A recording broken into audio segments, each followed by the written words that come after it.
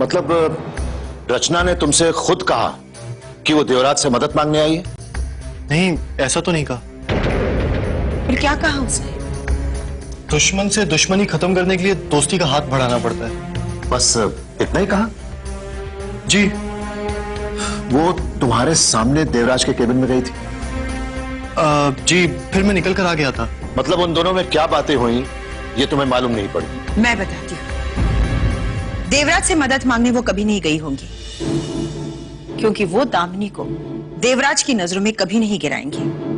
लेकिन वो देवराज के पास गई क्यों होगी? कहने गई होगी कि अब ये दुश्मनी खत्म कर दो। अमृता, अगर वो ये बात भी कहने गई होगी तब भी देवराज इस बात का बहुत बड़ा फायदा उठाएगा। बहुत ही मतलबी इंसान है। कोई बात नहीं, विवेक हर रोज ऑफिस जाता है, आज नहीं तो कल पता चल ही जाएगा कि मिसेस इंद्रजीत वहां क्यों गई थी और उन दोनों के बीच क्या बातचीत हुई थी।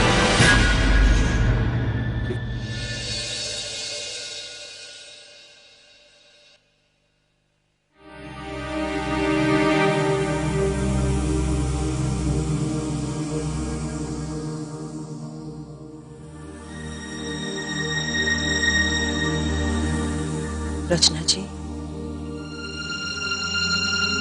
रचना जी,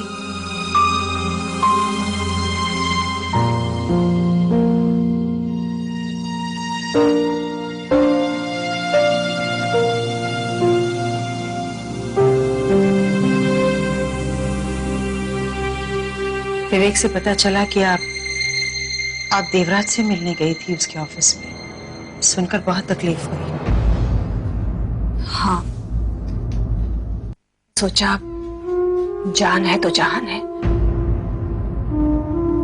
अगर जान ही नहीं रहेगी तो ये धन दौलत किस काम की।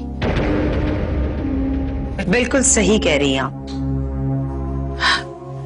लेकिन जब मैंने दामिनी से कहा कि मैं उसकी मदद कर सकती हूँ तो उसने इनकार कर दिया। अब देवराज से मदद लेने से बेहतर ये होगा कि आप मुझसे मदद ले लें। नहीं अमृता जी, दामिनी एक बार मना कर चुकी है तो अब मैं उसे नहीं मना सकती। मेरी मदद लेने में क्या बुराई है? देवराज की मदद आपको बेइज्जत कर देगी, हंसेगा वो आप पर, आपका मजाक उड़ाएगा वो। मैं उससे मदद मांगने नहीं गई थी, बल्कि अपने पति का, आशियाने का और अपनी बच्ची का जो अब तक मजाक उड़ाया जा रहा था, जो तमाशा बन रहा था, उस तमाशे को हमेशा के लिए खत्म करने गई थी। मेरे पास कोई दूसरा रास्ता भी तो नहीं था। मैं अपने पति को ठीक करना चाहती हूँ, अपनी बेटी के आंसुओं को रोकना चाहती हूँ।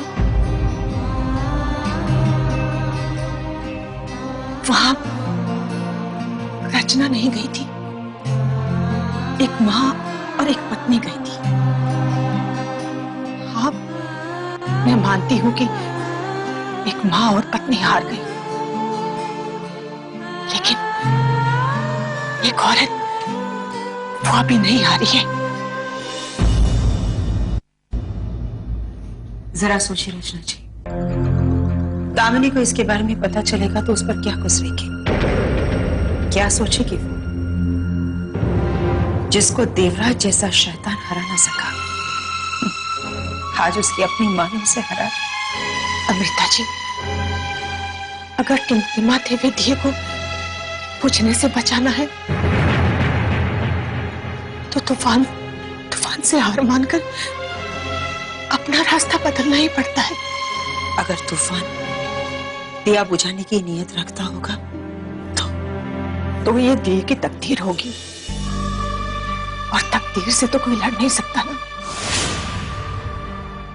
नहीं रचना जी, मैं ऐसा हरगिज नहीं होने दूंगी। इंद्रजीत जी को कुछ भी नहीं होगा। मैं अभी जाकर डॉक्टर से बात करती हूँ।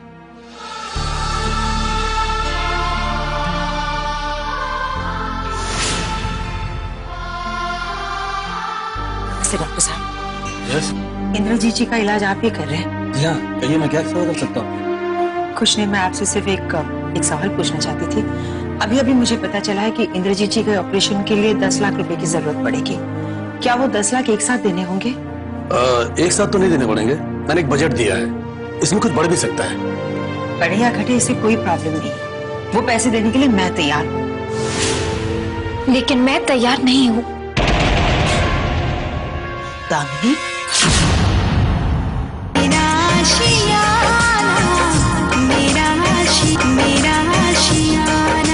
लेकिन मैं तैयार नहीं हूँ। दामिनी,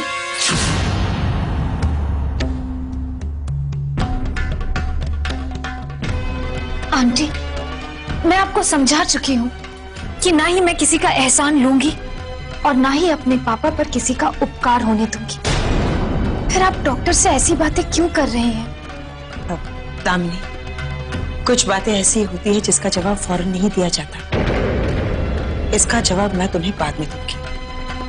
और रहा सवाल उपकार का, मैं कोई उपकार नहीं कर रही हूँ, ये मेरा अपना पैसा है। लेकिन आंटी, आपके पास पैसे कहाँ हैं? तो खुद देवराज अंकल के कर्ज के बोझ के तले दबी हुई हैं। नहीं दामिनी, मैंने वो सारे पैसे वापस कर दिए। शायद तुम कुछ दिन पहले तुम्हारे अंकल ने देवराज के सारे पैसे वापस कर दिए थे। फिर विवेक वहाँ काम क्यों कर रहा है? आपका कर्ज उतारने के लिए वो वहाँ गया था ना? मेरी बातों पर यकीन करोगी तुम? नहीं कर सकती भरोसा। और अगर तुमने भरोसा कर भी लिया तभी तुम सोचती रहोगी, कभी समझ नहीं पाओगे तुम। ऐसी कौन सी बात है आंटी? जानना चाहती हो ना? तो सुन लो। जिस दिन देवराज ने आशाना पर ताला लगा दिया था, उसी दिन विवेक वो नौकरी छोड़ देना चाहता था। मैंने उसे रोका। जानती हो क्यों? तुम्हारी वजह से। मैंने उसे समझाया कि दामिनी के लिए प्लीज तुम देवराज को बर्दाश्त करो, क्योंकि मुझे पूरा यकीन था कि एक दिन तुम देवराज के सामने खड़ी होगी और उस दिन अगर वो ऑफिस में रहेगा तो वो तुम्हारी मदद कर सकेगा। समझी तुम? आंटी, इस बात के लिए थैंक यू। लेकिन आंटी प्लीज मेरी खुददारी को ठेस मत पहुंचाइए। जिस दिन पापा ठीक हो जाएंगे उस दिन अगर पता चला कि उनके इलाज के पैसे के लिए मैंने किसी के सामने हाथ फैलाए तो उन्हें बहुत बुरा लगेगा और उन्हें शायद दुख भी हो। उन्हें यह लगेगा कि उनके दोनों बेटे कुछ नहीं कर पाए, इसलिए उनकी बेटी को दूसरों के सामने हाथ फैलाना पड़ा। आंटी, पैसे का इंतजाम हो जाएगा, लेकिन मैं पापा को उनके बेटों की कमी का एहसास दिलाना नहीं चाहती। लेकिन इतने सारे पैसे तुम कहां से लाओगी बेटा? आंटी, कहीं से भी लाओ। और अगर इंतजाम नहीं हो पाया तो मैं अपना मिल गिरवी रख दूंगी। लेकिन डॉक्टर साहब, आप किसी से पैसे की बात मत कीजिए, और अगर आपने किसी से पैसे की बात की तो मैं अपने पापा को यहां से निकालकर किसी और हॉस्पिटल में ले जाऊंगी।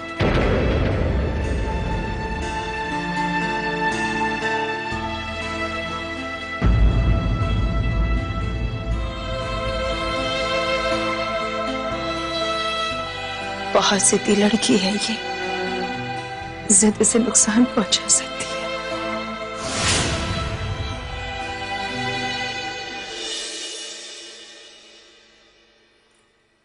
Hello. Hello, Rashmi, Rajat here. Oh, कैसे हो? तुम्हें कैसा लगता हूँ? मैं बुरों को बुरा नहीं कहती और अच्छों की तारीफ नहीं करती। तुम्हें अपनी तारीफ सुनने का शौक है क्या? मुझे तो तुम्हारी बातें सुनने का शौक है। ओहो, ये बताओ फोन कैसे किया? बस नंबर डायल किया, लग गया। जो बात करने के लिए फोन किया है वो करो। ये हुई ना बात, परमिशन चाहता था, मिल गई। हमारे रिलेशन इतने तो नहीं बढ़े कि एक दूसरे की याद आ जाए।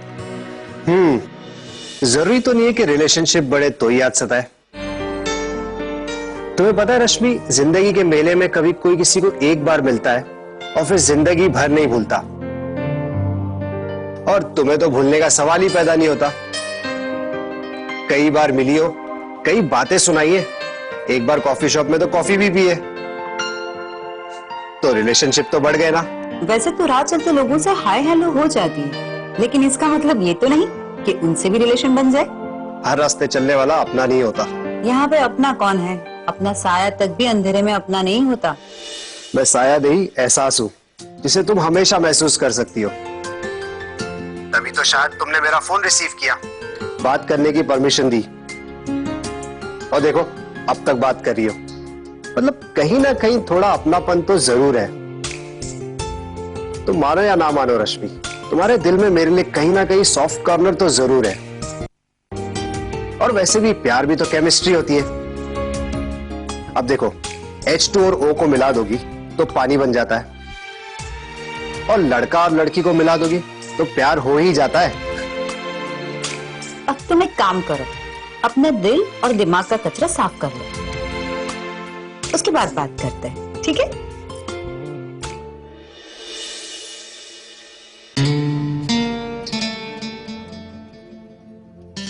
लाइन पे तो लाके रहूंगा।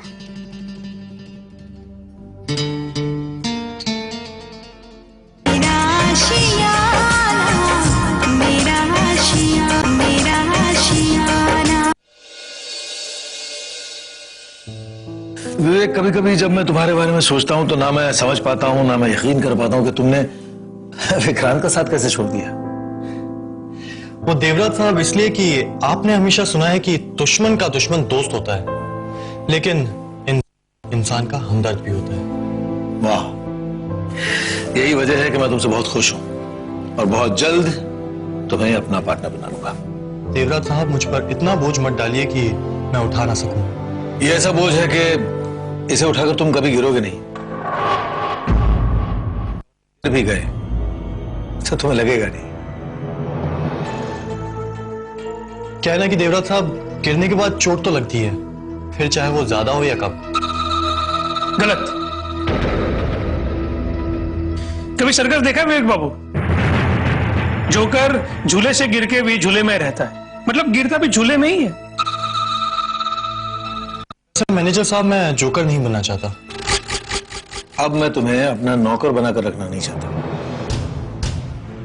ये मेरा फैसला है, बदलेगा नहीं। लेकिन गो, तुम जा सकते हो। Okay sir.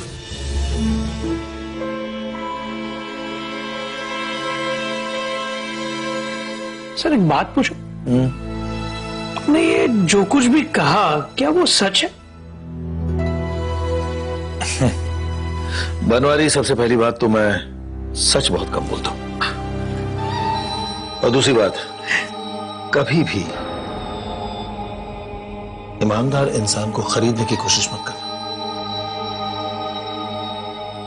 एक ऐसी लालच देकर उसे गिरवी बना लेना, यही एक अक्लमंद बिजनेसमैन की निशानी। लेकिन सर जी, अगर एक वर्कर अक्लमंद बिजनेसमैन की कमजोरी हो जाए तो मुसीबत भी हो सकती है। मतलब? आपने नो एंट्री फिल्म देखी? उसमें अनिल कपूर अपने एक वर्कर की बात मान लेता है, तो पता है ना क्या होता है? सारे लोग उलझ जाते हैं और पहाड़ से लटक जाते हैं। हाँ सर, तो कहीं ये विवेक बाबू भी आपको उसी तरह लटका ना दे। मैं नो एंट्री का अनिल कपूर या सलमान खान नहीं, मैं तो थैंक यू का अक्षय कुमार हूं, जो सबको फंसाकर खुद हीरो बन जाता है। वाह सर, सबको फंसाकर मतलब मैं भी? बनवारी, बचना पड़ेगा, बचना पड़ेगा। Mummy, mummy. क्या बात है विवेक? मम्मी, आज जो देवराज साहब ने मुझे कहा, आप सुनोगे तो आपके कानों पे आपको विश्वास नहीं होगा। मुझे तुम पर विश्वास है बेटा, बोलो।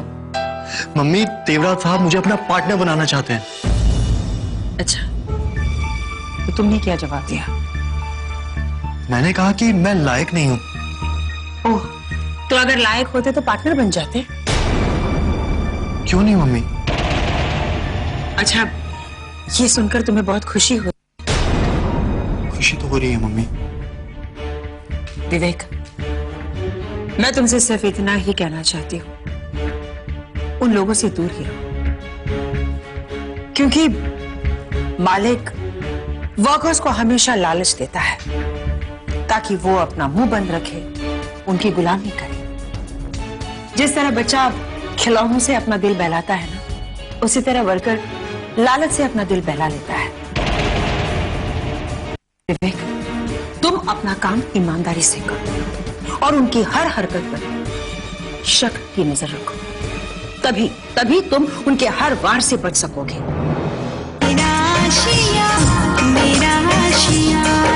और उनकी हर हरकत पर शक की नजर रखो, तभी तुम उनके हर वार से बच सकोगे।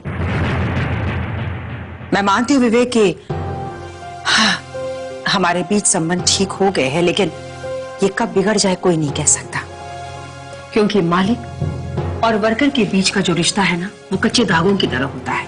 कब टूट जाए, कब उलझ जाए, कोई नहीं कह सकता। तुम उन लोगों के साथ उतना ही रिश्ता रखो जितना तुम्हारा काम हो। ठीक है मम्मी। जो लोग सांपों से खेलते हैं, जहर उतारने का मंत्र भी वो लोग अच्छी तरह से जानते हैं।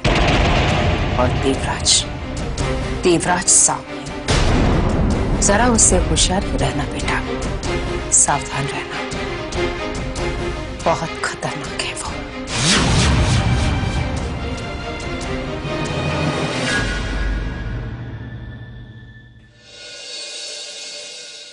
खाइए ना मामा जी। अरे खाइए ना। मैं खा दो। हाँ,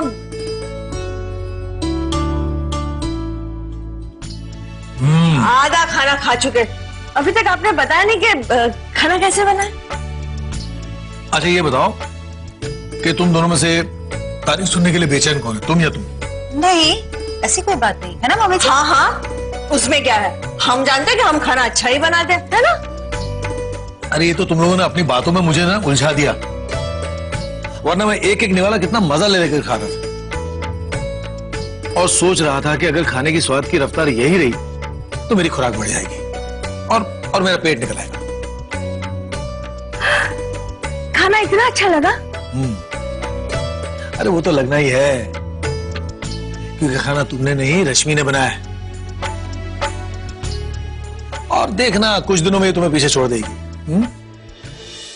इम्पॉसिबल, यही तो मुझे ट्रेन कर रही है। अच्छा? नहीं, आपने बिल्कुल सही कहा, बहुत जल्दी खाना बनाना सीख गई। और सबसे बड़ी बात तो यह है कि सफाई भी रखती है। खाना बनाना कोई बड़ी बात नहीं है, लेकिन खाना बना किचन साफ सुथरा रखना ये सबसे बड़ी कला है, जो ये जानती है। क्या बात है यार, कमाल हो गया, ये तो कमाल हो गया। खाना और भी खाने का मन कर रहा है, लेकिन गड़बड़ हो जाएगी। खुश देखा तूने, तुम्हारे मामा जी को तुम्हारे हाथ का बनाया खाना पसंद आ गया। एक बात बताओ, तुम इतनी अच्छी इतनी समझदार लड़की हो, फिर वो तुम्हारी मम्मी भाई बहन ये सब तुमसे नाराज क्यों रहते? क्योंकि मैं सच कह देती हूँ, गलत बातों पे उनको टोक देती हूँ। अब तक मैंने उनको कॉल नहीं किया तो उन्होंने भी तो मुझे कॉल नहीं किया ना। मगर बेटा तुम्हें तो फोन कर लेना चाहिए था। बिल्कुल नहीं, जो कुछ उन्होंने किया है मैं कभी नहीं भूल सकती, और फोन पे वो लोग क्या बात करेंगे मैं अच्छे से जानती हूँ। मुझे अपना दिमाग खराब नहीं करना। उन लोगों को भी तुम्हारी बिल्कुल फिक्र नहीं है। उनको मेरी फिक्र क्यों होगी? उनको तो अच्छे से पता है ना कि मैं अपनी माँ जैसी मामी जी और पिता जैसे मामा जी के पास हूँ, और जब मैं अपने माता पिता के घर हूँ उनको क्या चिंता होगी, और मुझे भी कोई चिंता नहीं है उनकी। ऐसा नहीं कहते बेटा, अगर माँ बाप अपने कर्तव्य को समझते हैं तो बच्चों को भी समझना चाहिए, है ना। ये आजकल के जो बच्चे हैं ना, इन्हें अपने दूर के रिश्तेदार हो या फिर अपने सगे वाले हो, इनसे मनमुटाव हो या झगड़े हो, उससे कोई मतलब नहीं होता। ये सब कुछ भुलाकर अपने रिश्तेदारी निभाने में लगे रहते हैं।